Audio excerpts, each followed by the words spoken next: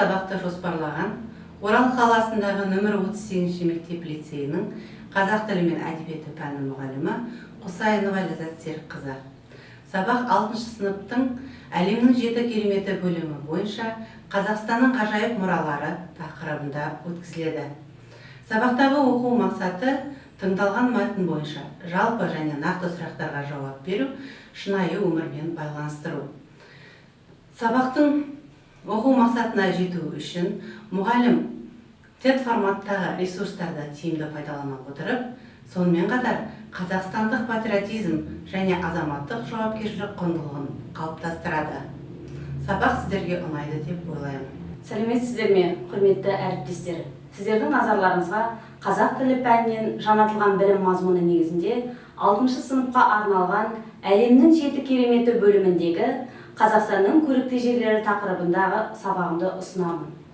Сабақтың оқу мақсаты тыңдалған мәтін мазмұны бойынша жалпы және нақты сұрақтарға жауап беру, мәтіндегі ақпаратты шынайы өмірмен байланыстыру.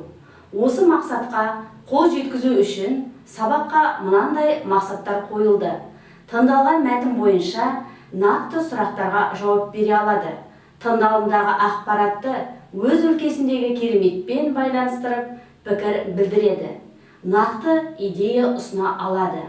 Сабаққа ену мақсатында ғажайып мұражай әдісі бойынша оқушыларға талқылау сұрақтары қойылады.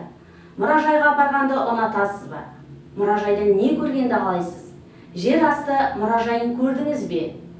Оқушылар сыныпта еркін қозғалып, осы сұрақтарды бір-бірімен талқылайды. Талқылап болғаннан кейін, жер асты мұражайы қандай болу керек деген сұрақ қойылады. Оқушылар осы сұраққа ойланып, шағын топта бірге топтастыруды толтырып, жер асты мұражайы қандай болатыны туралы өз ойларын жазады. Жазып болған соң, өз идеяларын ортада бөліседі. Ой қозғау әдісінің мақсаты оқушыларды жаңа сабаққа енуде тақырыптың мағынасын ашу, күнделікті өмірмен байланыстыру, оқушылардың сыни ойлау дағдыларын дамыту. Жаңа сабақтың тақырыбы анықталғаннан кейін оқу мақсаты және бағалау критериялары таныстырылады. Оқушының тыңдалым дағдысын қалыптастыру мақсатында суреттер сөйлейді әдісі арқылы тыңдалым алды тапсырмасын ұйымдастырдым.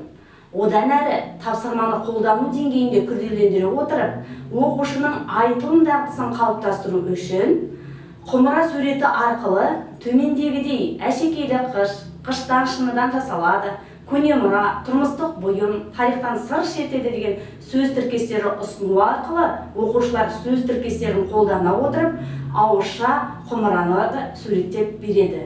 Бұл әдіс арқылы оқушылар жаңа ақпарат жинақтайды, өздері білетін ақпаратпен бөліседі және ауызша сипаттама мәтін құрап үйренеді.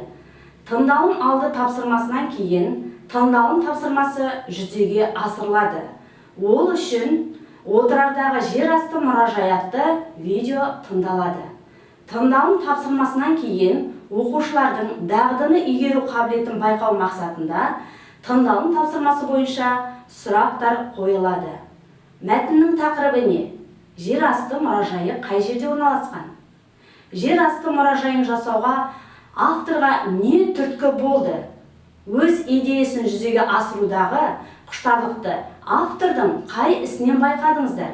Әңгіме барысында автордың қандай қасиеттерін байқай алдыңыздар? Берілген бұл тапсырманы жүйелі орындау үшін оқушыларға дескриптор беріледі. Мәтіннің тақырыбы мен негізгі ойын анықтай алады, тыңдалым мәтіні бойынша сұрақтарға нақты жауап бере алады, кері байланыс ретінде бас бармақ әдісі қолданылады, өте жақсы әлде толықтыру қажет етеді деп бағаласа, бас бармақтар арқылы көрсетеді. Сұрақ жауап әдісі оқушылардың нақтылы ойлау дағдыларын дамытады. Сабақтың 3-ші мақсатына қол жеткізу үшін кубизм әдісі ұсынады. Бұл әдіс арқылы оқушылар өздері көрген өз өлкесіндегі бір тарихи орынды айтады. Сол бойынша 6 топқа тапсырма беріледі. Топқа 6 түрлі түстің біреуін таңдау арқылы бөлінеді. Бірінші топқа сипаттау. Өз өлкеңдегі қандай ғажайып орынды білесің? Ол қайда орналасқан? Несімен ерекшеленеді? Барушыларды не қызықтырады деген сұрақтарға жауап береді. Екінші топ суреттеу бойынша керемет орынның суретін салып, сипаттап айтады. Үшінші топ салыстыру бойынша тыңдалым мәтініндегі жер асты мұражайы мен осы орынды салыстырады. Төртінші топ қолдану бойынша өз өлкеңдегі ғажайып орынға бір шумақ өлең арнайды. Бесінші топ дәлелдеу. Тарихи орындардың қажеттілігіне дәлел келтіріп, пікір білдіреді. Алтыншы топ зерттеу бойынша осы ғажайып орынға адамдардың көп баруы үшін не істеуге болады?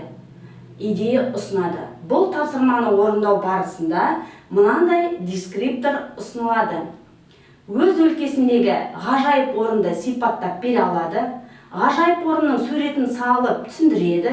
Жер асты мұражайымен салыстырады. 4 жыл өлең шығарады. Дәлелді пікір келтіреді.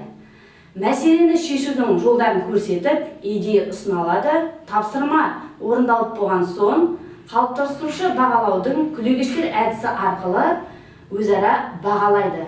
Бүгінгі сабақта жеткен жетістіктер мен әлде толықтыруды білу мақсатында 5 саусақ әдісі арқылы рефлексия жасатамын. Бағалаудың белсенді әдістері бүгінгі сабағымыздың мақсатына жетуге ықпал етеді. Сабақ барысында сыни тұрғысынан ойлау, топтық жұмыста бір-бірлердің пікірлеріне, идеяларына құрметпен қарау, өзара оқуға үйрену, өзін-өзі оқыту дағдылары дамиды. Сондай-ақ бүгінгі сабақта алған білімдерін күнделікті өмірде қолдана алады.